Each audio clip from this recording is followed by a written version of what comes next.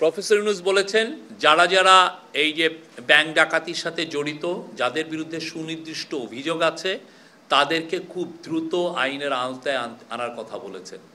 তারা যেন আইনের আওতার বাইরে না থাকে, যে করেই হোক তাদেরকে আইনের আওতায় আনার জন্য উনি এমফাসিস দিয়েছেন। উনি বলেছেন যে এটা খুব যারা এই কাজগুলো করছে তারা আসলে বাংলাদেশের সাধারণ মানুষের টাকাটা মেরে দিয়েছে।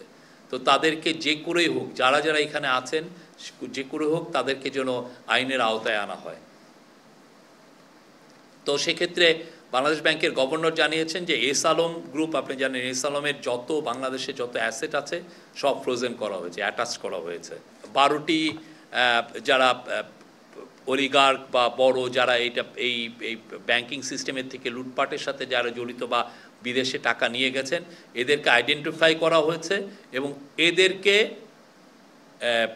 এদের বিরুদ্ধে এরা কিভাবে টাকা নিয়েছেন সেটার ট্রেলটা আমরা দেখছি এবং সেটার জন্য আমরা বিদেশি এক্সপার্ট আমরা নিচ্ছি। আমরা দেখছি যে কিভাবে এই টাকাটা, এটার একটা ইস্টাবলিশ একটা সিস্টেম আছে কিভাবে টাকাটা আনা যায় এবং সেটা আমরা ফলো করছি। পুরো ইন্টারন্যাশনাল যেগুলো প্রোটোকল আছে, ইন্টারন্যাশনাল নর্মস যেগুলো আছে সেগুলো নিয়ে কাজ করি এবং এই কাজের জন্য একটা স্পেশাল এফার্ট দেওয়া হচ্ছে। স্পেশাল টাস্কফোর্স আছে, টাস্কফোর্স কাজ করছে, বিএফআইইউ কাজ করছে, বাংলাদেশ সিআইডি কাজ করছে।